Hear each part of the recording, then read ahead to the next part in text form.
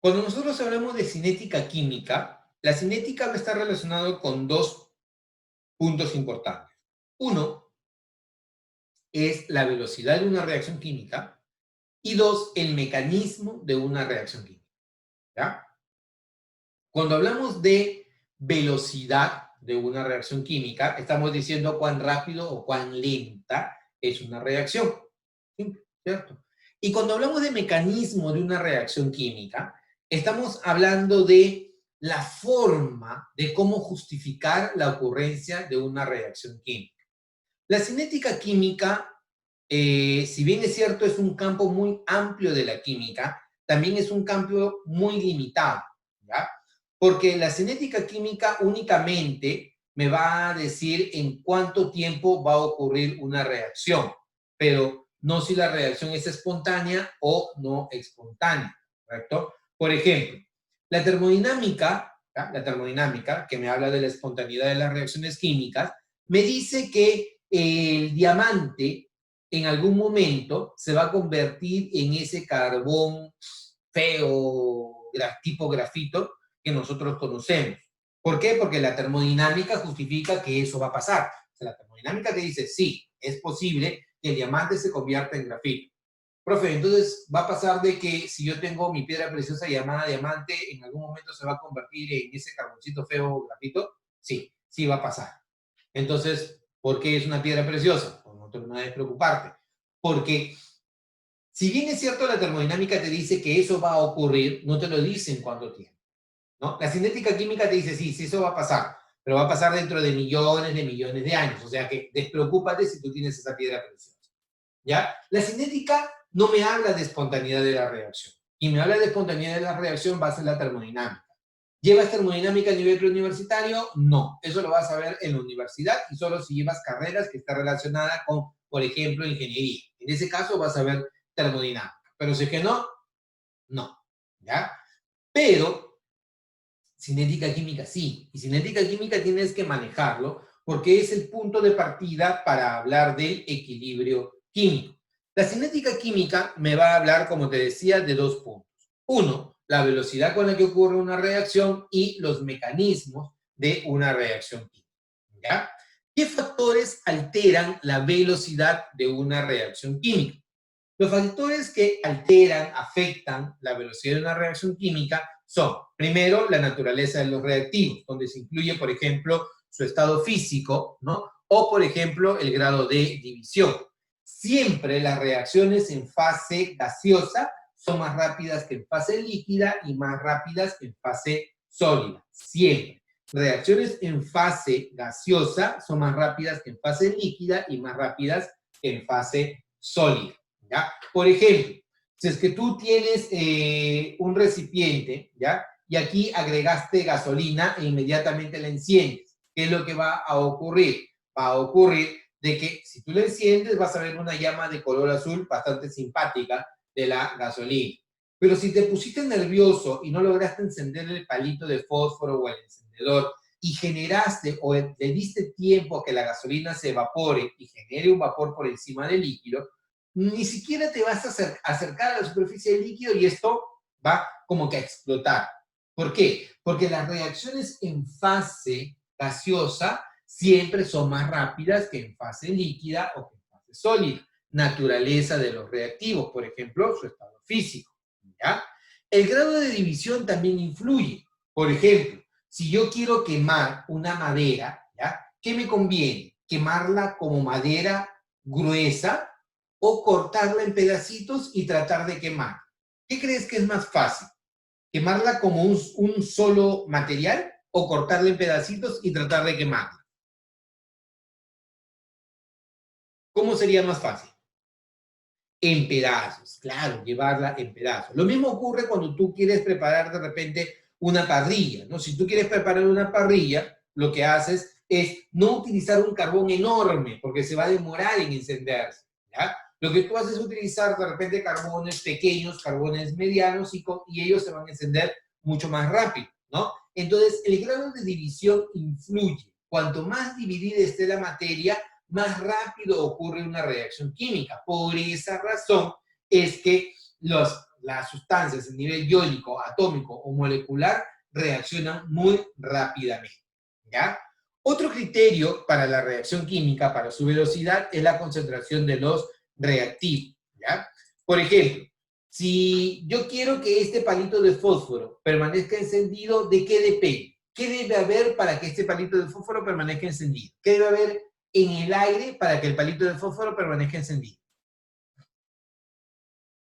Oxígeno, excelente, Gabriel. Debe haber oxígeno. Si no hay oxígeno, este palito de fósforo no se mantiene encendido.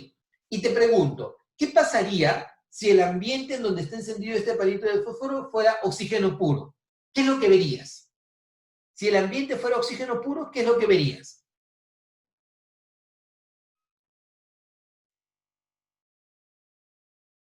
¿Qué verías? Ya sé que el palito de fósforo encendido, pero ¿qué verías? ¿Cómo lo verías? ¿La llama seguiría siendo azul? Excelente, excelente, Angie. La llama sería azul. ¿Por qué la llama va a ser de color azul? Porque solamente hay oxígeno en el entorno. Y cuando hay oxígeno en el entorno, la combustión es completa. A mayor cantidad de oxígeno, mayor es la combustión y la llama va a ser de color azul. O sea, si es que la llama yo la veo de color amarilla, es posiblemente porque hay alguna deficiencia de oxígeno.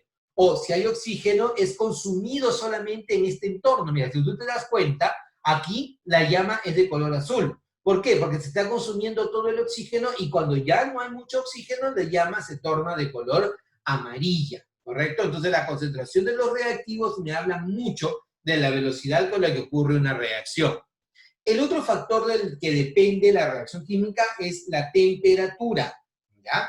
A mayor temperatura, típicamente mayor velocidad de la reacción, ¿ya? Por ejemplo, ¿qué pasa si tú dejas la carne, ¿ya? Compraste la carne en la mañana, en un día de verano, ¿ya? Y dejas la carne en la cocina y no la metes al refrigerador. ¿Qué va a pasar con la carne?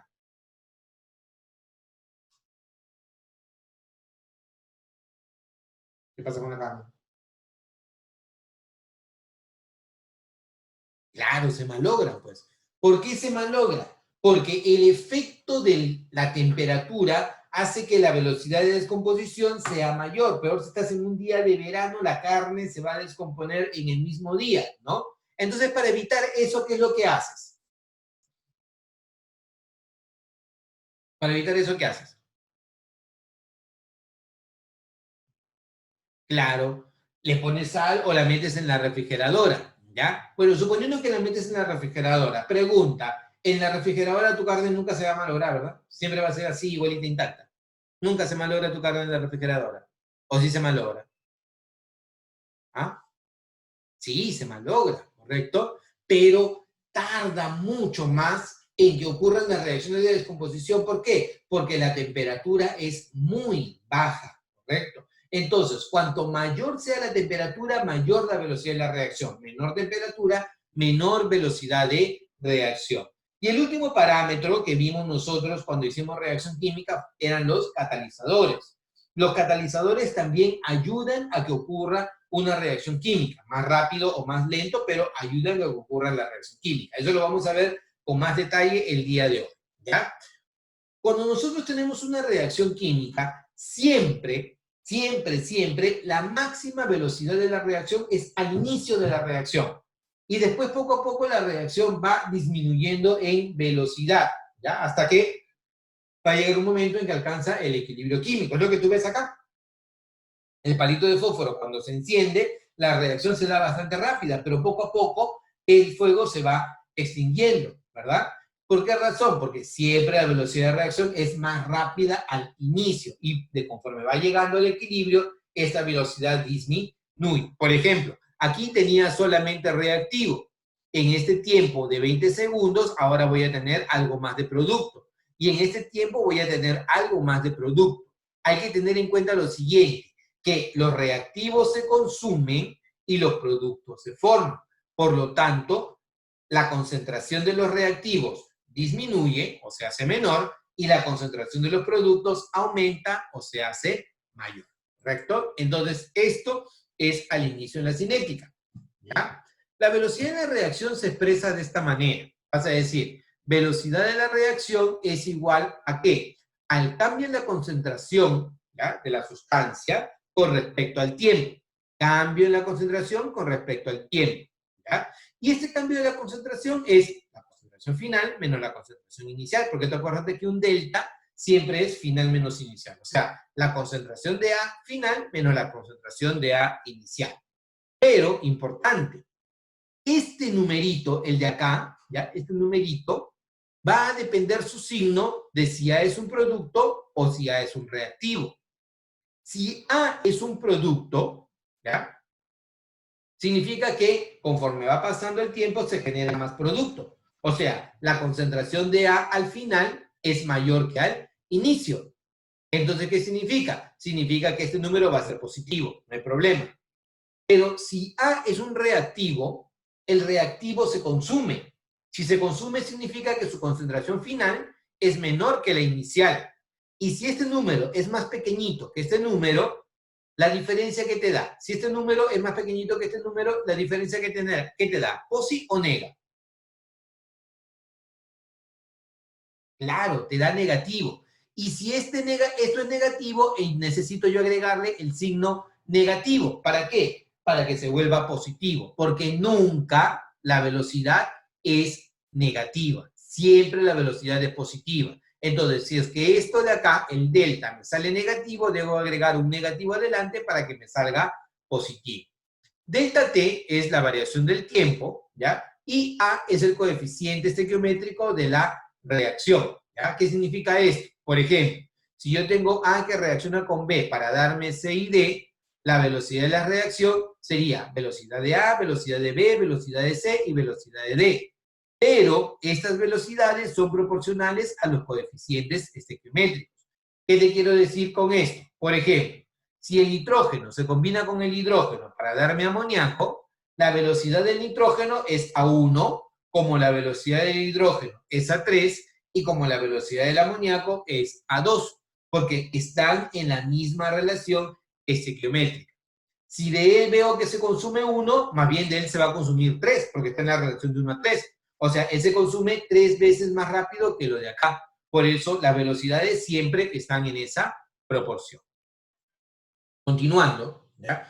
Esto es la ecuación de la velocidad. Tal vez lo más importante que pueda aparecer en los ejercicios de examen de admisión. Y aquí hay que tener en cuenta esto. Primero, que la ecuación de la velocidad, la única manera de poder obtenerla es de manera experimental. No hay otra forma de poder obtener la ecuación de la velocidad. Pero para efectos de examen de admisión se tienen que hacer varias asunciones, ¿ya?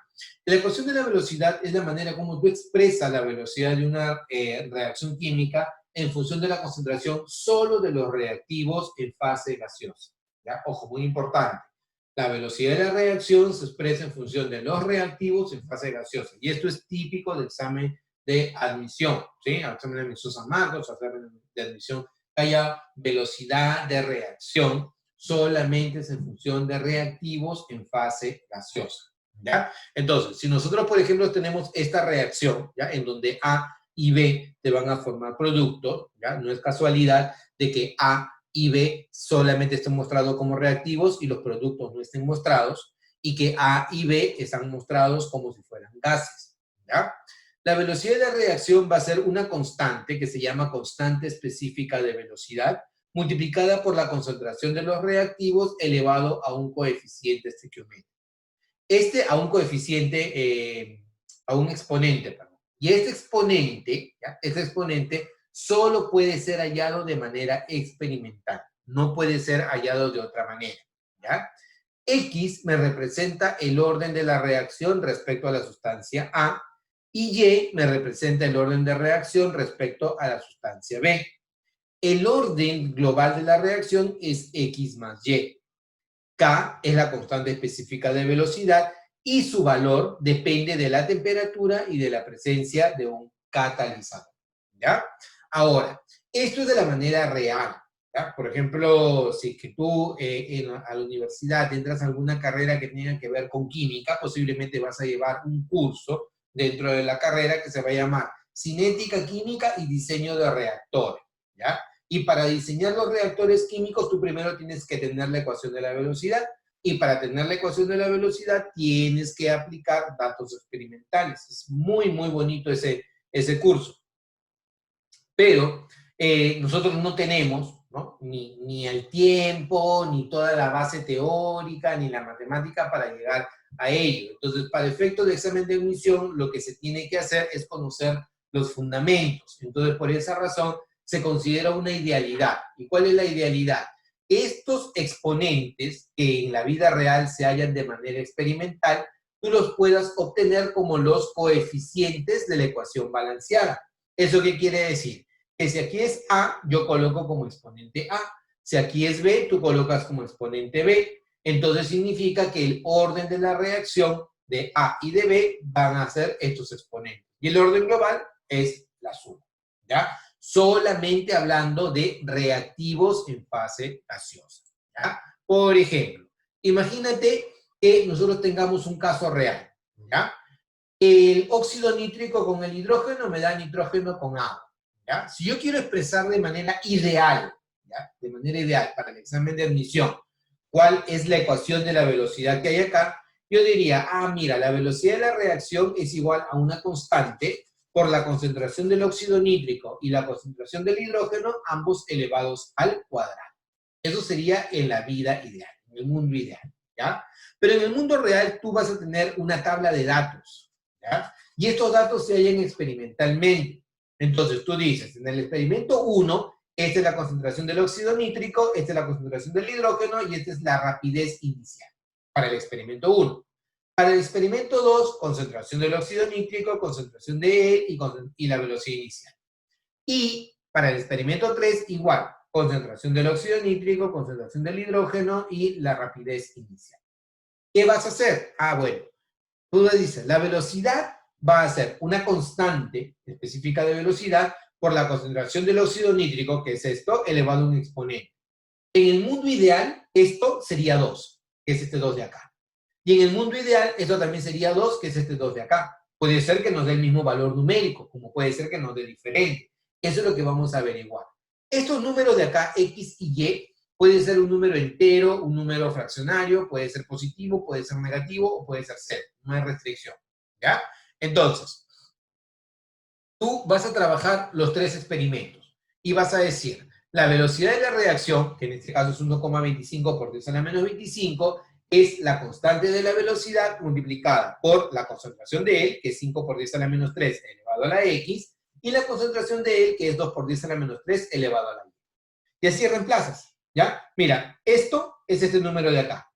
10 por 10 a la menos 3 es él, y 2 por 10 a la menos 3 es él. Solamente estás reemplazando este valor y este valor acá, ¿ya? Entonces, si yo hago lo mismo para el tercer experimento, la rapidez inicial es esta, para el óxido nítrico es esto, y para el hidrógeno es esto de acá.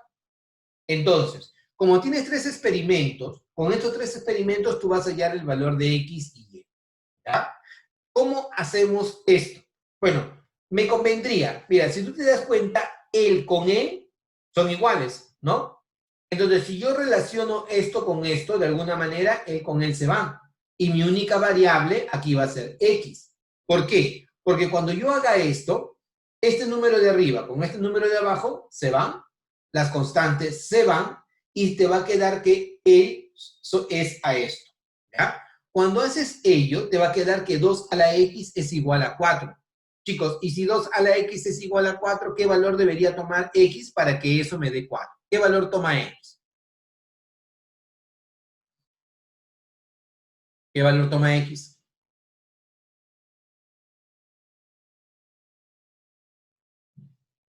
Claro, 2, porque 2 al cuadrado me da 4, por lo tanto, X es igual a 2. Entonces ya tengo el valor de X. Ahí mira, justo está coincidiendo, ¿no? Debería ser 2. Está bien, vamos bien hasta ahí.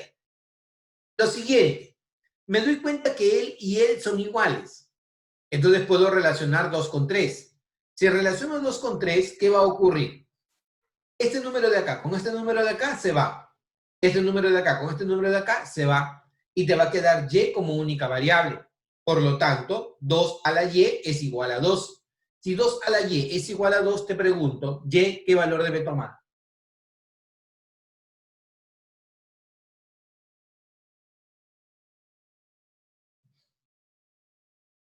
Oye, si 2 a la Y es igual a 2, ¿Y qué valor toma? 2, no, no puede ser 2, porque 2 al cuadrado me da 4. 1, claro. Y vale 1, porque si Y es igual a 1, 2 a la 1 me da 2. Entonces, Y es igual a 1.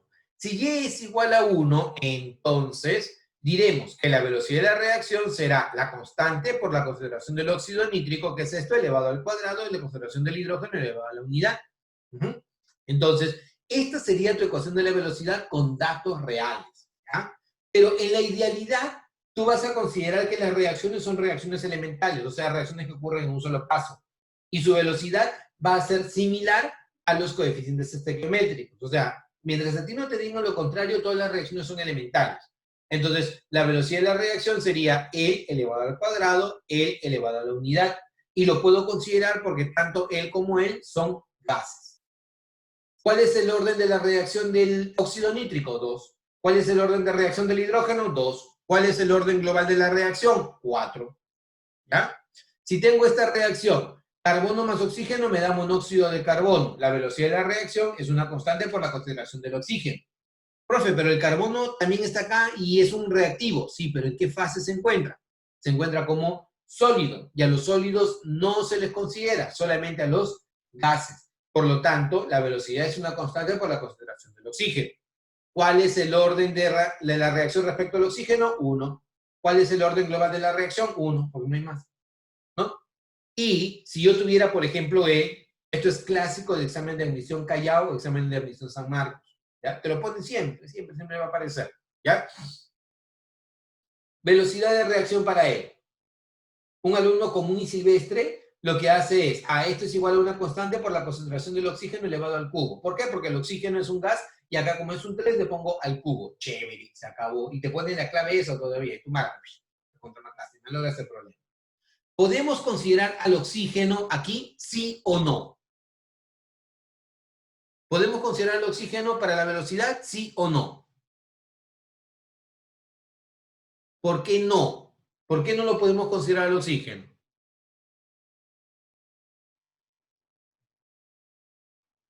Claro, porque el oxígeno está del lado de los productos. Entonces, no lo puedo considerar el oxígeno porque el oxígeno está del lado de los productos. Solamente debo considerar los reactivos. Profe, pero el reactivo no hay nadie. Está solamente clorato de potasio y es sólido. Entonces significa que la velocidad es igual a una constante. No vale 1, no vale 0, sino la velocidad es una constante. ¿Ya? ¿Por qué? Porque el único acá que existe es el clorato de potasio. ¿Ya? Y el orden de la reacción sí vale 0, porque es como si tú colocaras la concentración de clorato de potasio elevada a la 0. Un número elevado a la 0, ¿cuánto es? 1. Por lo tanto, la velocidad de la reacción sigue siendo igual a una constante. Por eso el orden global de la reacción es igual a 0. ¿Estamos? Ya. Ahora, siguiente punto. La teoría de las colisiones. ¿Qué me dice la teoría de las colisiones? Que una reacción química va a ocurrir siempre y cuando bajo dos criterios. Ojo, importante. Una reacción química ocurre bajo dos criterios. Uno, que haya colisiones efectivas. Y dos, que haya la energía mínima necesaria llamada la energía de activación. Por eso es importante hablar de la teoría de las colisiones. ¿De qué me habla la teoría de las colisiones? Me dice que para que pueda haber una reacción química, las sustancias deben colisionar de la manera correcta. Por ejemplo, si es que esta sustancia, palma, va a reaccionar con esta otra sustancia, palma, ¿ya? Ambas deben chocar en esa forma, palma con palma, ¿ya? Si es así, hay reacción química, hay formación de un producto. Pero si chocan así, palma con puño, puño con puño, ladito con ladito, no hay reacción química. Para que haya reacción química, lo que tiene que pasar es que deben chocar exactamente así, ¿ya? Por ejemplo, en este caso, él reacciona con él, pero rojo con rojo no hay reacción química, rebotan como si fueran dos pelotas, ¿ya? Azul con rojo, rebotan como si fueran dos pelotas. Pero aquí, azul reacciona justo con el rojo de la esquina y sí hay reacción química. Entonces, esto de acá es una colisión efectiva, ¿por qué? Porque se está generando productos. pero lo de acá no es una colisión efectiva porque no genera productos. Entonces, cuando nosotros hablamos de una colisión que sea efectiva, deben haber dos parámetros a considerar. Primero, el factor de la orientación. Si no hay una orientación adecuada, no hay reacción química. ¿Ya? Y el otro criterio es la energía de activación, que es la energía mínima necesaria para que pueda ocurrir una reacción química. Esto nosotros ya lo estudiamos cuando hablamos de reacciones químicas y dijimos, la energía de activación es la mínima energía necesaria para alcanzar al complejo activado y para que los reactivos se transformen en productos. Si este señor está con su pelotita de golf acá y quiere que la pelotita de golf llegue acá pasando por esta loma, entonces obviamente él debe lanzar la pelota de golf con una energía mínima necesaria para que llegue a la cima y luego pueda bajar y llegar acá. Si la golpea con poca energía, no va a llegar a la cima. Y por el contrario, si la golpea con mucha energía, puede ser que salga volando. El tema es de que él la golpee con la energía mínima necesaria para que él pueda llegar hasta acá. ¿Ya? Entonces, algo similar ocurre en las reacciones químicas. Si yo tengo los reactivos y quiero formar los productos, para que estos reactivos formen productos, como mínimo debe alcanzarse una energía mínima necesaria. Y esa energía mínima necesaria se conoce con el nombre de energía de activación. Y alcanzada la energía de activación, tú vas a tener o vas a llegar a esto que se conoce con el nombre de complejo o estado activado.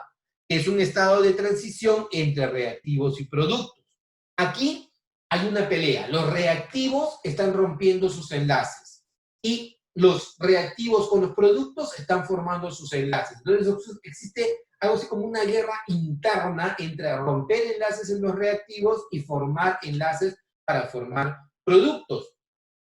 Entonces, si es que se alcanza ese mínimo de energía, se rompen por completo los enlaces de los reactivos y se forman enlaces con los productos. Y puedo decir que he llegado a formar una reacción química. El complejo activado es un estado de transición entre reactivos y productos. ¿Ya?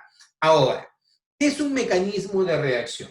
Un mecanismo de reacción viene a ser el conjunto de etapas, ¿ya?, que te dice cómo ha ocurrido una reacción química, ¿ya? Y yo tengo dos situaciones: que esté frente a reacciones elementales o que esté frente a reacciones que no sean elementales. Si una reacción es elemental, ocurre en un solo paso y se cumple toda la idealidad. Pero si estoy frente a una reacción que no es elemental, ocurre en varios pasos y entonces ahí sí ya tengo algunos problemas, ¿ya?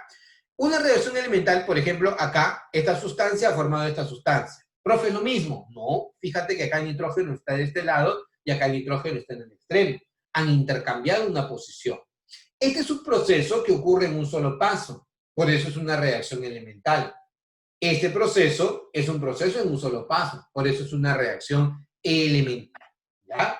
Esta reacción es unimolecular porque hay una sola molécula participando en el proceso, pero esta reacción es una reacción bimolecular porque son dos moléculas participando en el proceso, pero ocurre en un solo paso, nada más. ¿Ya? O sea, en un solo paso chocan, se formó el producto. Acá se reordena y se forma el producto. Unimolecular, bimolecular. ¿Ya? Reacciones no elementales son las que pasan con un mecanismo de reacción. Por ejemplo, el monóxido o el dióxido de nitrógeno reacciona con el monóxido de carbono para darme óxido nítrico y dióxido de carbono. ¿Ya? Ocurren dos etapas. En la etapa 1, ¿ya?, dos moléculas de él chocan. NO2 con NO2. Y cuando chocan, ¿qué es lo que va a ocurrir? Mira lo que pasa. Pasa que una le cede un oxígeno a la otra. Entonces vas a tener el óxido nítrico más el NO3. ¿Ya? Ese es el primer paso, la primera etapa. Y en la segunda etapa, este NO3 es muy inestable, choca con el monóxido de carbono, ¡pac!, y al chocar con el monóxido de carbono, te va a formar los productos NO2 y CO2. Si tú sumaras esto como si fuera una ecuación matemática común y silvestre, ¿qué es lo que va a ocurrir? NO2 con NO2, chin chin se va. ¿Ya? Y NO3 con NO3 también se va. ¿Ya? Este NO3 es una sustancia que se ha formado en el camino, una sustancia que no permanece hasta el final del proceso. y por esa razón recibe el nombre de intermediario de la reacción. Es una sustancia que, si bien es cierto, no está hasta el final del proceso, es una sustancia que tiene una vida muy corta y que ayuda a que el proceso pueda continuar. Si es que él no se forma, el proceso no sigue, no se da la reacción química. Entonces, estos intermediarios de reacción son muy importantes y se han encontrado de manera experimental. Y por esa razón es que se sabe que las reacciones siguen un mecanismo, no necesariamente mediante reacciones elementales. Cuando una reacción es no elemental, ¿ya?, puede tener más de un estado de transición, pero siempre vas a llegar al mismo producto que tú deseas, ¿de acuerdo? Ahora, punto muy importante. Una reacción elemental o una reacción no elemental depende de su etapa más lenta. Te hago la pregunta.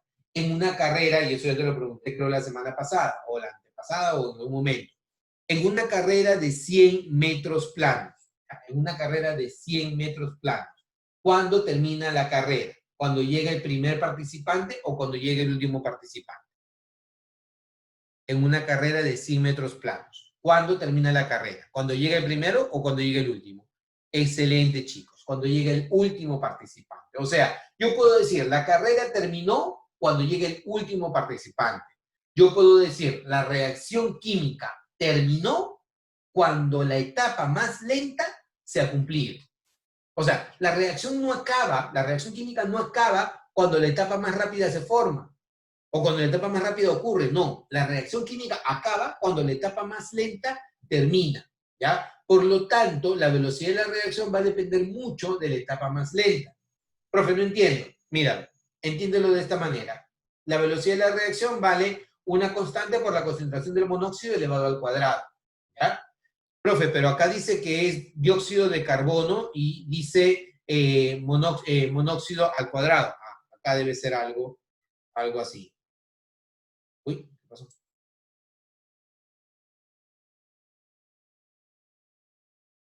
Perdón, se me fue. Esto debe ser así para completar la idea, ¿ya? Acá debe ser NO2 elevado al cuadrado. Así debería ser, ¿ya? Entonces, quiero que te fijes en este detalle, ¿ya?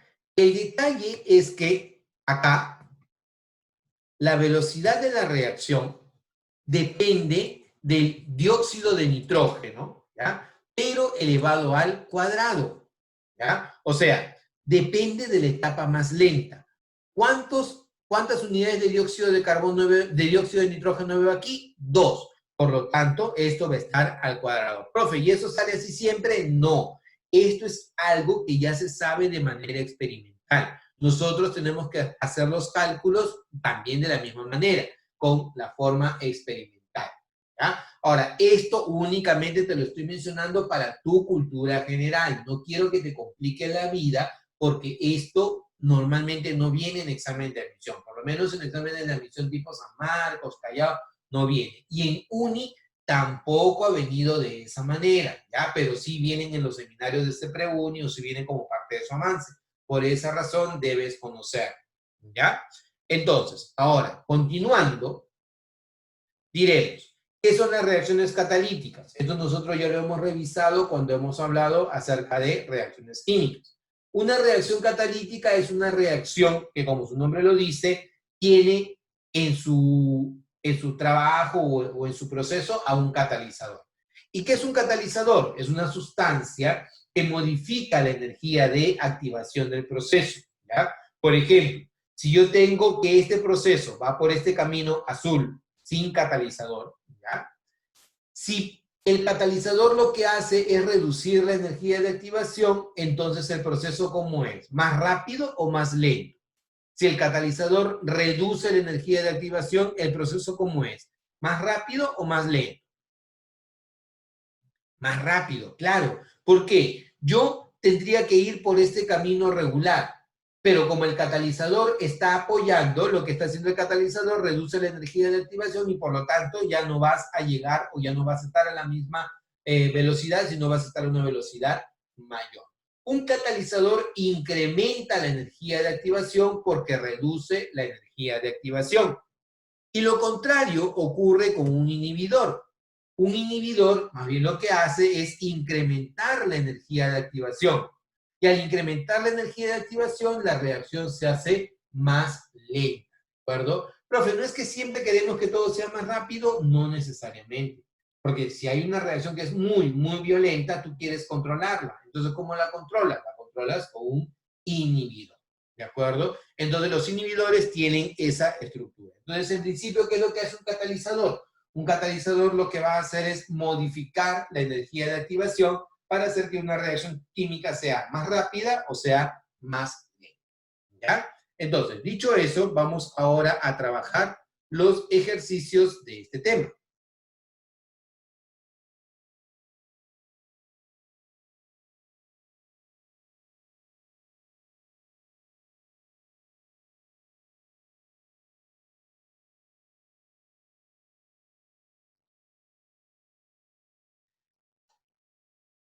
Pregunta número 1.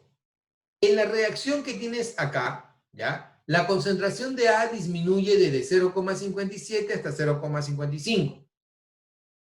¿Cuál es la velocidad media de formación de B durante este intervalo de tiempo? Ojo, me dan de dato la concentración de A y te piden la velocidad de B. Entonces tiene que haber alguna manera de cómo expresarlo. Bueno, aquí tú tienes que 2 veces A te genera 3 veces B. No te dicen nada, pero debes suponer que todo se encuentra en fase gaseosa, ¿ya? Y por lo que hemos visto, la velocidad de A es proporcional a 2, como la velocidad de B es proporcional a 3. ¿Sí? ¿Vamos? Ahora, a mí me están pidiendo la velocidad de B, o sea, esto me piden. Si me piden esto, me bastaría con calcular la velocidad de A, ¿cierto? ¿Y cómo hallo yo la velocidad de A? Bueno, recordemos que 1 sobre 2 veces el cambio de la concentración de A con respecto al tiempo es la velocidad de B con respecto a 3. ¿Por qué? Porque esta velocidad de A es el cambio de la concentración de A con respecto al tiempo, ¿ya? Ahora, vamos reemplazando. ¿Cuánto vale ese cambio en la concentración?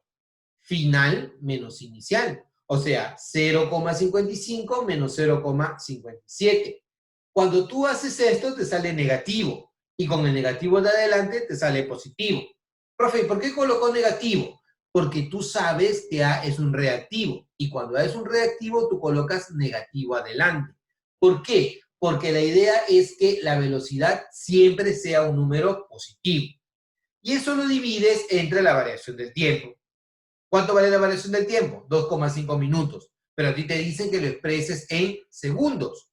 Entonces, para que esos minutos se conviertan en segundos, lo multiplicas por 60. ¿Y qué te va a quedar? 3 veces. Todo esto de acá dividido entre lo de acá, te debe dar que la velocidad de B es 2 por 10 a la menos 4. ¿En dónde se cumple esa alternativa? ¿Qué marcas como respuesta? La letra C. Esa es tu respuesta. ¿Ya? Siguiente pregunta. Te dice, de acuerdo con el siguiente gráfico, ¿ya?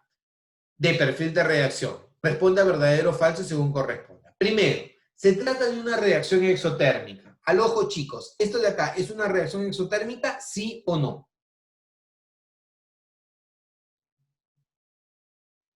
Ujú. Excelente, Sebastián. No, ¿ya? ¿Por qué no? Porque recuerden que nosotros vimos, cuando hablamos de reacción química, que a esto le llamábamos la campana de la reacción, ¿verdad? Donde era más grande la campana, ahí está el calor. ¿Dónde es más grande la campana? Acá. Ah, entonces significa que acá está el calor. ¿Y cómo sería un calor? Un calor que entra. Si es calor entrante, entonces la reacción es endotérmica, no es exotérmica. Por lo tanto, no es exotérmica. Está mal. A es la energía de activación. ¿Qué viene a ser la energía de activación? La energía que necesito para que los reactivos alcancen al complejo activado. O sea, la energía desde acá hasta acá es la energía de activación. ¿Y coincide con A? Sí, sí coincide con A. Entonces, A es la energía de activación. Yes. A se puede disminuir utilizando un catalizador adecuado. ¿Verdadero o falso? A se puede disminuir utilizando un catalizador adecuado. ¿Sí o no?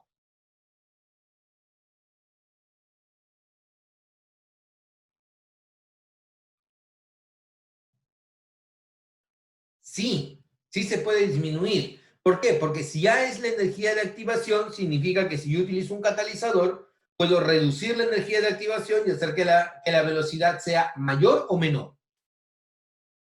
Si yo disminuyo la energía de activación, ¿qué consigo? Que la velocidad sea mayor o sea menor. Si yo disminuyo la energía de activación, hago que la velocidad sea mayor, o sea, que llegue más rápido a mi destino. Es lo que está pasando acá, mira, este es el camino regular, ¿ya? Pero si tú disminuyes la energía de activación, entonces la velocidad se hace mayor, llegas más rápido a tu destino. Por lo tanto, en este caso, ¿se trata de una reacción exotérmica? No, no es una reacción exotérmica. ¿Es la energía de activación? Yes, es la energía de activación. ¿Se puede disminuir utilizando un catalizador? Yes, eso es correcto. Entonces sería falso, verdadero, verdadero, alternativa letra C. Tu respuesta.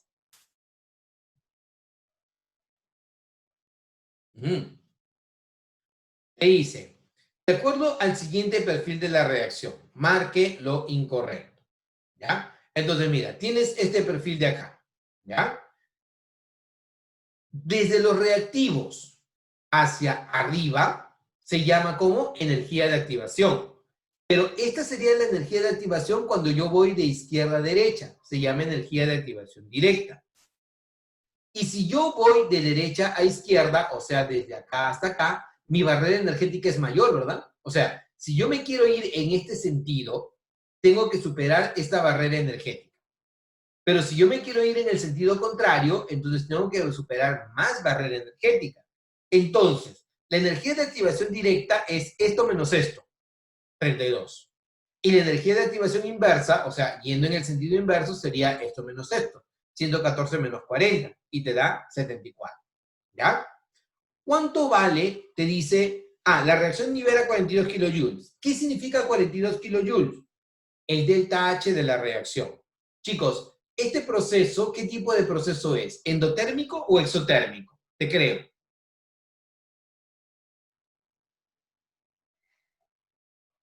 Exotérmico, muy bien. Claro, porque tú ves que la campana es más grande de este lado, es un proceso exotérmico, ¿ya? Y en un proceso exotérmico el delta H es negativo, o sea, significa delta H de la reacción menos 42 kilojoules, HB. Profe, entonces acá debe ser menos 42. No, acá está diciendo, ¿la reacción libera 42 kilojoules? Sí, es 42 kilojoules. No te están preguntando por el delta H. Si te hubieran dicho, el delta de H es igual a 42 kilojoules, falso, porque el delta H vale menos 42 kilojoules. Lo que te están diciendo es la reacción libera 40, sí, libera. Profe, pero acá dice menos 42, es que significa libera 42 kilojoules. ¿Ya? El signo negativo significa que es exotérmico. Lo primero sería verdadero. Dice, la energía de activación de la reacción inversa, o sea, esto, es mayor que la energía de activación de la reacción directa, o sea, de la de acá. Sí, verdadero, eso es correcto. Este numerote es más grande que este numerito. Entonces sería verdadero. La reacción es exotérmica. ¿Es la reacción exotérmica? Sí, hemos encontrado que la reacción es exotérmica. Perfecto. Con la adición de un catalizador se logra que el calor de la reacción sea menor de 42 kilojoules. ¿Tú qué dices? ¿El catalizador sirve para eso? ¿Para modificar la energía de activación? No, claro. El catalizador no modifica la energía de activación. El catalizador lo que modifica es la energía de activación del sistema. Por lo tanto, esa alternativa es falsa. ¿Ya? Te dice, si la velocidad de reacción del siguiente proceso es la que te dan ahí, ¿ya? ¿Cuál será la velocidad si las mismas condiciones el volumen del recipiente se reduce a la mitad? Ya, mira, la velocidad inicial te dicen que es una constante por la concentración de A y la concentración de B, ¿ya? Y esa velocidad inicial no es otra cosa que una constante por las moles de A entre el volumen, que es la molaridad, y número de moles de B entre el volumen, porque esa es su molaridad, ¿ya? Ahora, te dicen que lo que tú vas a hacer es el volumen reducirlo a la mitad. O sea, significa, para esta nueva condición, tu constante sigue siendo la misma. El número de moles de A y de B es el mismo, pero el volumen, si al inicio era B, ahora va a ser de medios, porque se reduce a la mitad. Entonces, esto lo podemos reordenar. 2 por 2 me da 4. Y este 4, por ley de medios y extremos, va hacia arriba. Entonces te queda que la velocidad en 2 es 4 veces k por todo este monstruito de acá. Chicos, esto de acá, ¿lo conocemos o no lo conocemos? Lo que está después del 4, ¿lo conocemos o no?